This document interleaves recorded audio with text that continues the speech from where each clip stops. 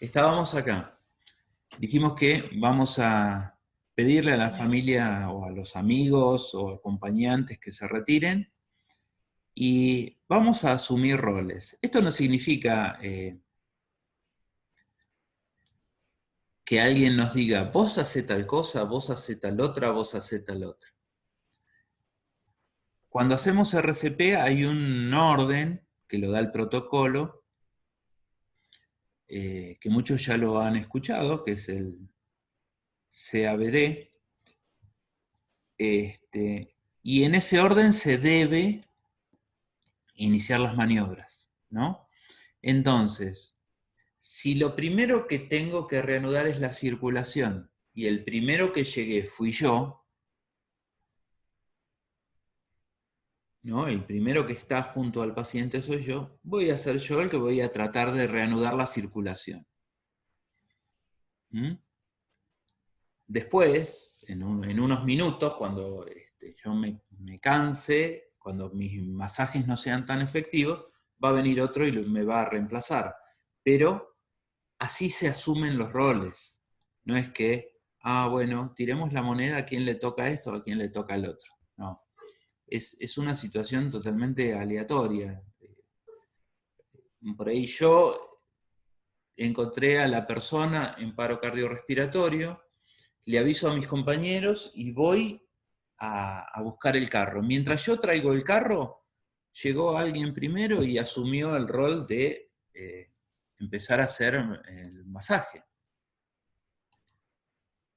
Entonces, yo esto lo he ordenado como operadores para que sea más fácil de entender. ¿Mm? Tenemos el operador número 1, es el que va a iniciar el masaje. ¿Por qué? Porque tenemos que restaurar la circulación. Lo primero que tenemos que restaurar es la circulación. ¿Por qué? Porque fisiológicamente es lo que va a ser más efectivo. El pulmón, aunque tenga una fracción inspirada de oxígeno más baja que la atmosférica, sigue teniendo oxígeno. La sangre, si circula por el pulmón, se va a oxigenar. ¿Mm? Con una FiO2 más baja, con una frecuencia inspirada más baja, pero se va a oxigenar igual. Y va a llevar oxígeno a las células. Por eso es más importante iniciar la circulación. Si nosotros lo hiciéramos al revés, resulta que yo le puedo llenar el pulmón de aire, ¿sí? Por eso antes era ABC, porque se hacía primero la vía aérea, pero se vio que yo le puedo llenar el pulmón de aire, pero si ese aire y el oxígeno que tiene ese aire no llega a las células, la persona no va a salir de ese paro. ¿Mm?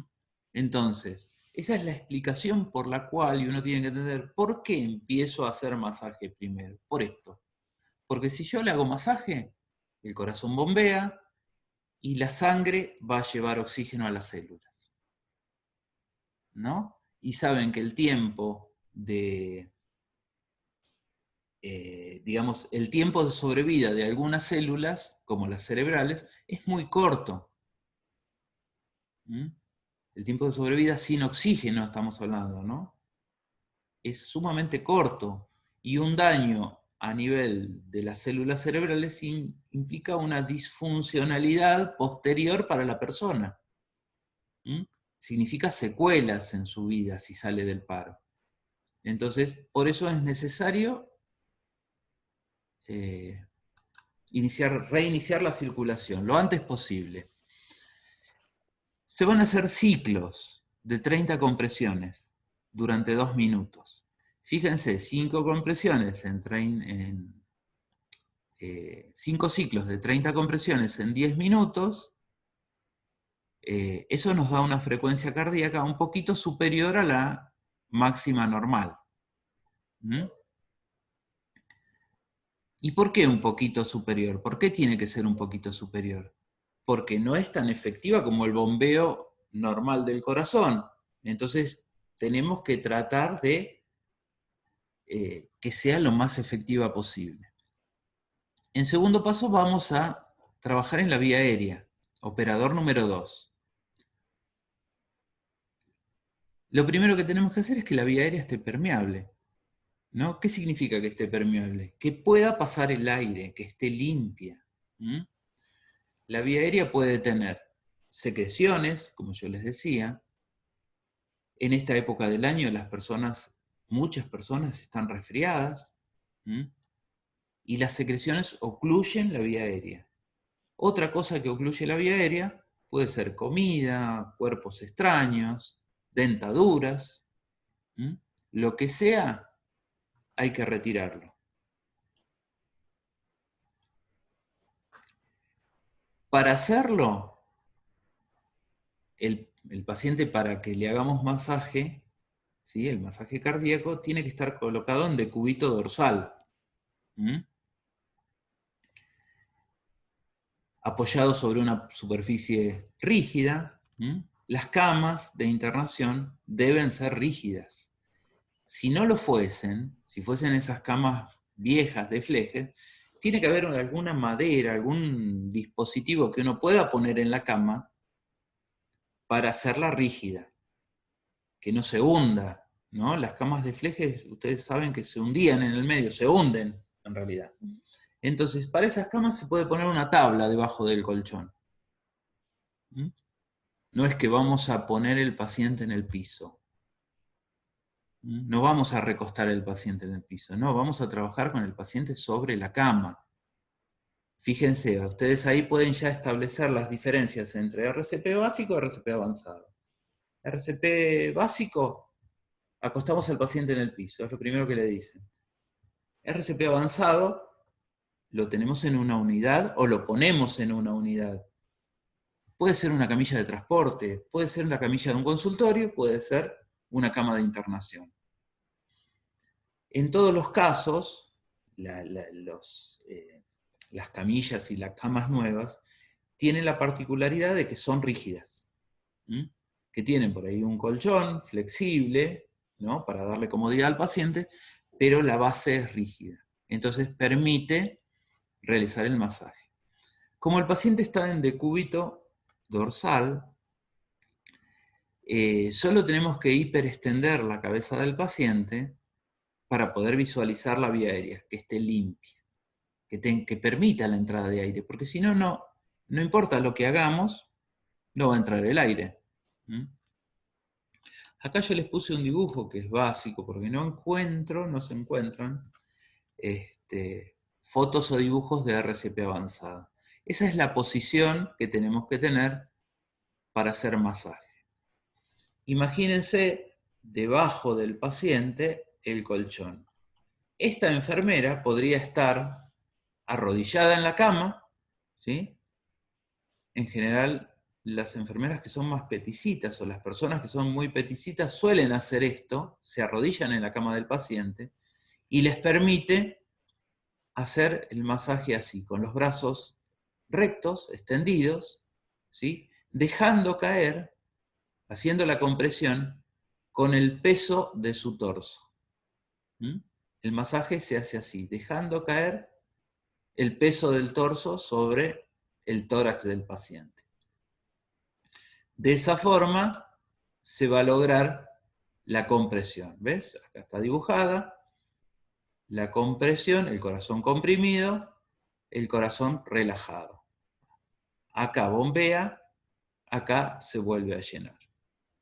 Cuando hablamos de la vía aérea, esta es la posición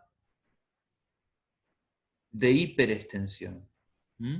Yo levanto el mentón y en esta posición yo puedo visualizar gran parte de la vía aérea y ver si no tiene algo en la boca, porque es por donde lo vamos a ventilar.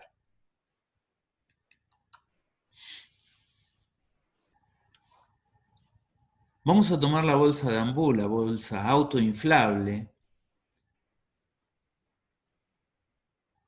Esta bolsa tiene una característica, que nosotros la comprimimos y como si fuera una pelota de fútbol vuelve a hincharse. Es autoinflable. Es una bolsa autoinflable, conectada con una serie de válvulas de dirección única que permiten que el oxígeno que la alimenta, porque esta bolsa autoinflable va conectada al oxígeno puro, el 98%. Entonces, ese oxígeno va a circular siempre hacia el paciente. Primero se llena la bolsa de reservorio que tiene, y de la bolsa de reservorio se toma la parte autoinflable y permite el ingreso hacia el paciente. Lo que el paciente exhala va al exterior. Hay otras válvulas que permiten que lo exhalado vaya al exterior. De esa forma garantizamos que cada ventilación que le damos al paciente es con oxígeno al 100%. Esto es muy importante tenerlo en claro. La bolsa autoinflable, la bolsa de Ambú, puede funcionar sin oxígeno, pero su eficiencia obviamente solo va a estar dada por que va a llenar los pulmones, pero no va a ser lo mismo que conectada al oxígeno. Entonces, estamos hablando de sistema de salud. Siempre tiene que estar conectada al oxígeno. Esta salvedad yo la hago por dos razones. Puede suceder que ante una situación de emergencia se quedaron sin oxígeno en la ambulancia, es decir, no lo ventilamos con el Ambú porque no tenemos oxígeno. No, lo ventilamos igual porque vamos a ventilar, pero tenemos que saber que le estamos dando oxígeno al 21%, que es el de la atmósfera. Y deberíamos, como sistema de salud, garantizarle oxígeno al 98%, que es el de los tubos. ¿Se entiende? ¿Qué sucede? Acá tenemos, cuando nosotros ventilamos con Ambú, el paciente puede estar intubado o puede todavía no estar intubado. Si el paciente no está intubado, la ventilación se debe ciclar. Si ustedes se acuerdan que eran 30 compresiones. Terminadas las 30 compresiones, tiene que estar sincronizado entre los dos operadores, se le hacen 2 insuflaciones. ¿Por qué? Porque si, como no tiene una vía aérea súper permeable, entonces, si la persona no para las compresiones, no lo vamos a poder ventilar, porque nosotros tenemos la fuerza del Ambú con una vía aérea que no es la mejor, y la fuerza de las compresiones. Entonces es probable que ese oxígeno que nosotros queremos mandar a los pulmones no llegue, o no llegue en su totalidad. Entonces, la forma adecuada, la forma correcta es 30 compresiones, 2 insuflaciones de Ambú, 30 compresiones, 2 insuflaciones de Ambú. Cuando el paciente está intubado, ya las respiraciones son de 10 a 12 por minuto. Y ya no nos preocupa el que está masajeando.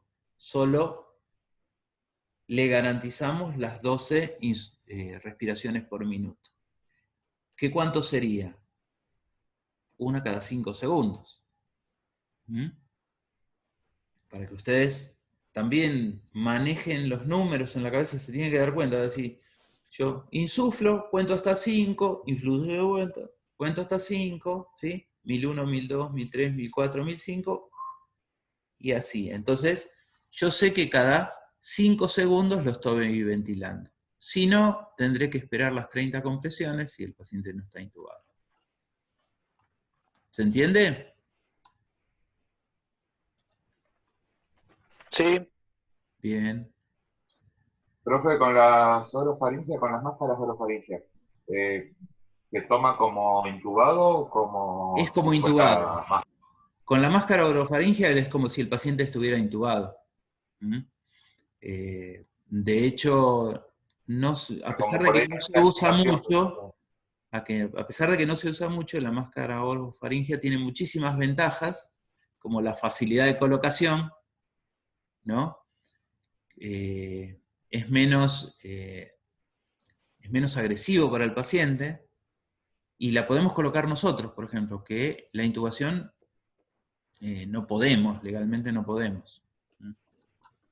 Porque no es menos, no es invasiva en realidad. Claro. Entonces, y ahora vamos al operador que es el que menos hace, este es el que está más cómodo. El número 3. Fíjense, todo este protocolo de RCP se maneja con tiempos. Uno tiene que saber cuándo empezó, cuándo va a parar, cuánto llevamos, el tiempo entre... porque uno tiene que ir controlando cada tanto, decir, ¿cuánto llevamos de masaje? ¿Cuánto de medicación se le pasó? ¿Cuánto esto, cuánto el otro? Bueno, el operador número 3 es el encargado de controlar y registrar todos esos tiempos. Porque también en esos tiempos se va a controlar y se va a administrar las drogas para la RCP, ¿no? Y tiene que ser preciso. Entonces, fíjense, esto da algo que tiene que haber en las unidades, y es un reloj grandote, un reloj de pared, que muchas veces no se tiene en cuenta. Pero un reloj de pared permite poder controlar esto sin mucho esfuerzo, que no tenga que mirar mi reloj abajo de los guantes, ¿no?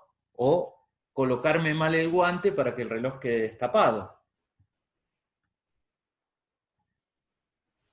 Fíjense que sin querer sale un elemento más que debería estar en algún lado de la unidad, un reloj. Hablamos de, que esto lo habíamos hablado, el operador número 3 es el que debe encargarse de garantizar una vía periférica, un acceso venoso periférico adecuado para este trabajo. Si el paciente lo tenía, y tiene que estar bien permeable. Si no, le tiene que poner otro. Si no lo tenía, tendrá que ponerle uno. No puede planificarlo, no tiene tiempo para, bueno, busquemos la mejor venita. No, tiene segundos para hacerlo. Porque además tiene, fíjense, tiene que preparar el equipo de intubación. Los otros no pueden.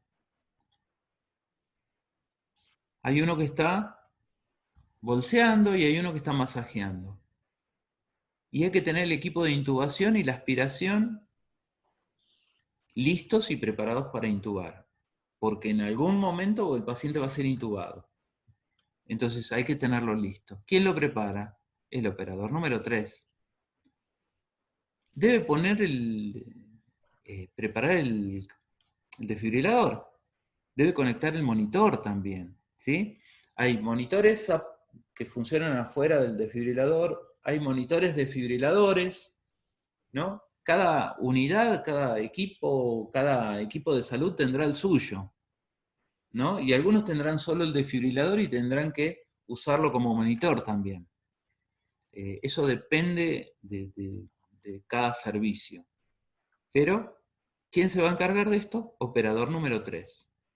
Y si hablamos de que va a usar el desfibrilador, acuérdense que necesitamos un gel conductor. No le vamos a mojar el pecho, ni echarle alcohol, ni hacer cosas raras. Lo correcto es utilizar, más allá de que el agua es un buen conductor y podemos usarla, lo correcto es usar gel conductor, porque además de conducir, protege la piel del paciente, ¿no? Y creo que a nadie le gustaría salir de una terapia intensiva, de unos días de internación, y decir, estuvo un paro. Y tiene un recuerdo, sí, tiene un recuerdo así en el pecho, ¿sí? Una quemadura donde nunca más le va a crecer el pelo, si es varón, o si es mujer le va a quedar así como un tatú, porque no había gel conductor, porque se apoyaron las paletas sin la precaución que corresponde. Bueno, y el operador número 3 también va a preparar y administrar la medicación durante la reanimación. ¿Mm? Fíjense que no es poco trabajo. Sin embargo, es un trabajo más técnico. ¿Mm? Si uno los compara, el que masajea hace un trabajo físico muy importante. El que bolsea también. El operador número 3 es el que hace un trabajo muy técnico, muy dentro de la enfermería, de las técnicas de enfermería. ¿Mm? Tiene que tener mucha celeridad para hacerlo, pero es el que lo hace.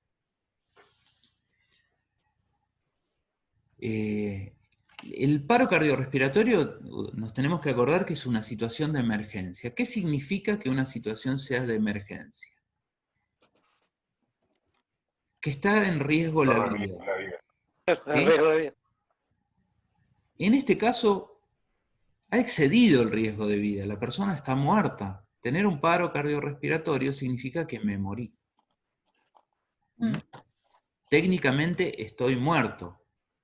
De hecho, si no hacen nada, yo sigo muerto. Con la RCP lo que están haciendo es dándome la posibilidad de revertir esa situación potencialmente reversible. ¿Mm? Es la peor de las emergencias. Acá hay algo que ustedes van a decir, a mí me enseñaron que las indicaciones médicas tienen que estar escritas. En una emergencia las indicaciones médicas se dan en forma verbal. Son muy pocas las indicaciones. Le van a decir, bueno, dale la primera adrenalina y después las demás vos te fijás en el protocolo cuando tenés que dársela. Cada 3 minutos le vas a dar uno. Pero son muy pocas y son muy precisas. No va a haber indicaciones escritas hasta que no se termine con todo el proceso de RCP y ahí se va a escribir. Recién ahí vamos a escribir, pero tenemos que tenerlo en cuenta. En las emergencias no se manejan indicaciones escritas. Esto implica varias cosas. Una es que conozcamos el protocolo y que prestemos mucha atención. Y si no entendimos, preguntamos. Yo les dije que esto es una situación que genera mucho estrés para todo el equipo. Entonces hay gente que no está preparada para manejar estas situaciones, que no está acostumbrada. Entonces por ahí empieza a gritar. Por eso es importante la serenidad, porque si 2 o 3 gritan, no entendemos nada. Y necesitamos entender, ser precisos en la comunicación entre nosotros. Y una vez que se cumplieron las indicaciones, por ejemplo, me dicen, administrarle la adrenalina. Yo administro la adrenalina y comunico inmediatamente que di la primera adrenalina. ¿Por qué? Porque el que lidera todo esto, ¿sí? Obviamente en general va a ser un médico, salvo que en ese momento no haya ningún médico, cosa poco probable. Tiene que saber cada cosa que se va haciendo del protocolo. Es importante. Por último, ustedes pueden acceder a los protocolos, ¿sí? En la Sociedad Argentina de Cardiología, en la página, está el protocolo de RCP, la última actualización, igual yo se las voy a mandar, para que vean cómo se trabaja, qué es lo que hay que hacer y qué es lo que hay que administrar en cada caso.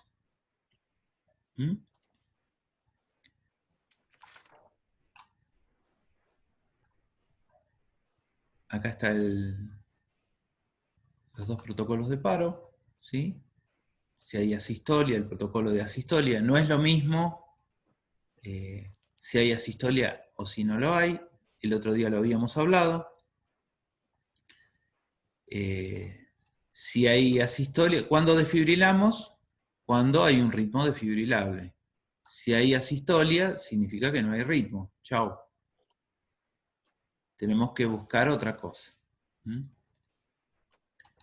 Vayamos a una de nuestras responsabilidades, el contenido mínimo del carro de paro. Lo más adecuado es tener un carro con ruedas y cajones. Hay carros diseñados para eso. Ustedes lo han visto en los servicios de emergencia, o en las terapias intensivas. A veces las instituciones no suelen poner estos carros en los lugares de internación general, pero debería haber uno en cada lugar de internación, por lo menos uno. De acuerdo a la cantidad de pacientes, está protocolizado cuántos debe haber. Este es el carro. El carro tiene espacio, ¿sí? En general son así 3 bandejas. Fíjense que permite tener el desfibrilador. Acá debajo de esto hay una bandeja que se desplaza, que funciona como mesa de trabajo. ¿Por qué? Porque si yo me llevo el carro hacia el lado de la cama de un paciente, no tengo que llevar otra mesa para trabajar. Saco la mesa esa y ahí apoyo para preparar la medicación, etcétera, etcétera.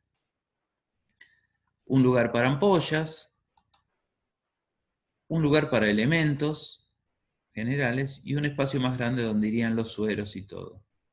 Todos los carros permiten esto de tener un tubo de oxígeno para los lugares donde no hay oxígeno de pared, como en este servicio. Y dentro del carro tenemos que tener un laringoscopio, los tubos endotraqueales, el lubricante hidrófilo que yo les decía, o el gel, una pinza de McGill, una bolsa autoinflable o bambú, el oxígeno. Si tenemos oxígeno en la pared, en todas las unidades, no necesitamos, ¿sí?, tener un tubo de oxígeno ahí. Existen situaciones especiales como en la ambulancia, donde el tubo está fijo y es una mini unidad, y todo esto no está en un carro, sino que está en los cajones de la ambulancia, ubicado estratégicamente siempre. Tenemos que tener una máscara de Venturi y una de reservorio, porque pueden ser necesarias en una situación de urgencia. El carro de paro no solo se utiliza para los paros, sino se utiliza para otras situaciones de urgencia. Un sistema de aspiración, puede ser manual, puede ser eléctrico, puede ser de los que funcionan con oxígeno o aire comprimido, puede ser de pared, pero tiene que haber un sistema de aspiración que garantice que podamos limpiar una vía aérea. Tiene que haber un tensiómetro, tiene que haber catéteres venosos periféricos de distintas medidas, tiene que haber catéteres venosos centrales, porque estos pacientes, una vez pasado a esta situación, suele colocársele un catéter venoso central, perfus, macro, micro, perfus para bomba de infusión, tiene que haber muchos. Solución fisiológica, adrenalina, atropina, amiodarona, lidocaína, bicarbonato, calcio, jeringas de distintas medidas, agujas, ¿sí? Las agujas van a ser todas, en general se necesitan endovenosas, las que se usan, agujas más cortas, que se utilizan para administración endovenosa, porque toda la medicación es endovenosa. ¿Por qué? Porque la medicación dada en forma endovenosa tiene efecto inmediato. Tiene que tener un monitor y desfibrilador, electrodos, gel, y midazolam y propofol, y son drogas para poder intubar al paciente, y naloxona.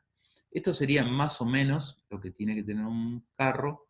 Cada lugar, ¿no? Esto es general, es más o menos lo que pueden encontrar en cualquier libro, pero cada lugar lo adecúa al tipo de pacientes que atiende, al tipo de patologías que...